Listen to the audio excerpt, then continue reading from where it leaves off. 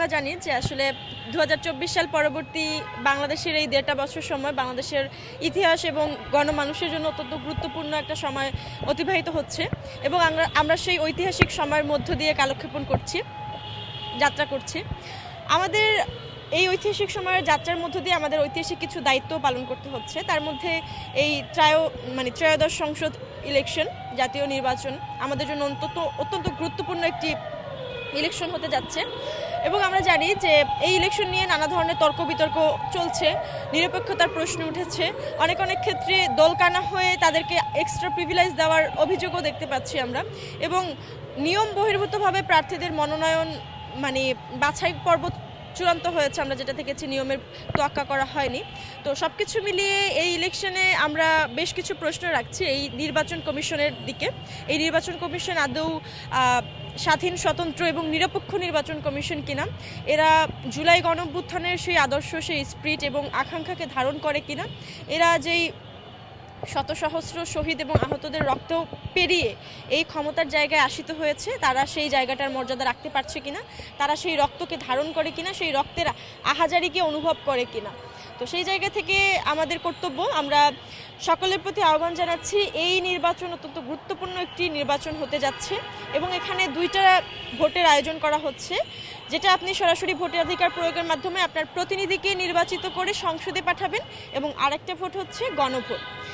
আমরা জানি এখানে যদি পার্লামেন্ট ইলেকশনের কথা বলি, আপনাদের প্রতি আহ্বান থাকবে আপনারা অত্যন্ত বিচক্ষণতার সহিত সৎ, যোগ্য ব্যক্তি এবং যার হাতে আপনার রাষ্ট্র নিরাপদ, আপনার ভবিষ্যৎ নিরাপদ এমন প্রার্থীকে বেছে ভোট দিবেন। সেটা যে কোনো দলের হতে পারে, যে কোনো মতের হতে পারে। অবশ্যই মার্কা দেখে নয়, প্রার্থী দেখে, ব্যক্তি দেখে ভোট দিবেন। যার হাতে আপনি নিরাপদ, যার হাতে আপনার দেশ নিরাপদ, তাকেই ভোট দিবেন।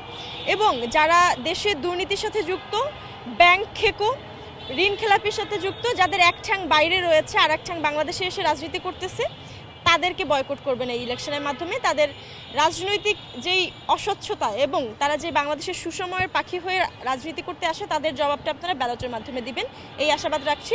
এবং গণভোটের ক্ষেত্রে আহ্বান থাকবে আপনারা গণভোট কেন দরকার, কী জন্য দরকার, এই বিষয়গুলো সম্পর্কে সচেতন হবেন, জানবেন এবং বর্তমান সময়ে 2024 পরবর্তী সময়ের যেই সংস্কার, যেই বাস্তবনা, যেই প্রস্তাবনাগুলো বাস্তবায়ন করার জন্য এই গণভোট আয়োজন করা হচ্ছে, আপনারা সেই গণভোটে সবাই দলমত নির্বিশেষে গণভোটে হ্যাঁ দিয়ে হ্যাঁকে জয়যুক্ত করবেন এবং এই সংস্কারগুলোকে বাস্তবায়নের পথকে সুদূর প্রসারিত করবেন এবং বাস্তবায়নের দিকে এগিয়ে নিয়ে যাবেন, এই আশাবাদ রাখছি। বিভিন্ন সময় শুনি যে অনেকেই সেফ এক্সিটের জন্য দক্ষিণপাড়া, উত্তরপাড়া বিভিন্ন পাড়ায় সিজদা দিচ্ছে এবং শুধু দক্ষিণপাড়া, উত্তরপাড়ার মধ্যে লিমিটেড নয়, আমরা মগবাজার, গুলশান, বাংলা মোটর বিভিন্ন জায়গায় অন্তর্বর্তীকালীন সরকার থেকে শুরু করে প্রশাসনের অনেক সিনিয়র বা প্রশাসনের অনেক নেতৃবৃন্দকে সিজদা দিতে দেখি।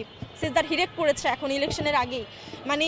এই যে একটা সংস্কৃতি, যে ক্ষমতায় আসবে সরকারের ছায়াতলে প্রশাসনে গিয়ে মুখ লুকিয়ে থাকা এবং তাদের দুর্নীতি অপরাধকে ঢেকে রাখার যে একটা প্রচলন বাংলাদেশে 17 বছরের ছিল, সেইটাকে আমরা ভাঙতে চাই এবং সেটার জন্যই কিন্তু গণঅভ্যুত্থান হয়েছে। গণঅভ্যুত্থানকে যে বারবার দেখানো হয় হাসিনা বনাম ছাত্র জনতা, এটা কিন্তু না। হাসিনার রেখে যাওয়া কাঠামোর বিরুদ্ধেও আমাদের গণঅভ্যুত্থান ছিল।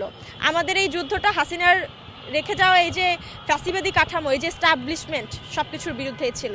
তো সবশেষে বলতে চাই যে যারাই এ ধরনের চিন্তা করছে যে কোনো মতে অন্তর্বর্তীকালীন সরকারে এসে এই হাজার হাজার শহীদের রক্তের উপরে পেরিয়ে আমি আমার ব্যাংক ভারী করে, আমি আমার অ্যাকাউন্ট ভারী করে আবার বিদেশে চলে গিয়ে সেফলি জীবনযাপন করব, না, আপনাদের জীবনকে আমরা জাহান্নাম বানিয়ে দেবো। আমাদের এই শহীদদের রক্তের উপরে আপনারা যদি দাঁড়িয়ে থেকে ইনসাফ প্রতিষ্ঠা না করেন, ন্যায়ভিত্তিক সমাজ প্রতিষ্ঠার লড়াইয়ের ক্ষেত্রে যদি আপনারা আপোষ করেন, আপনাদের জীবনকে আমরা জাহান্নাম বানাতে এক মুহূর্ত ভাববো না।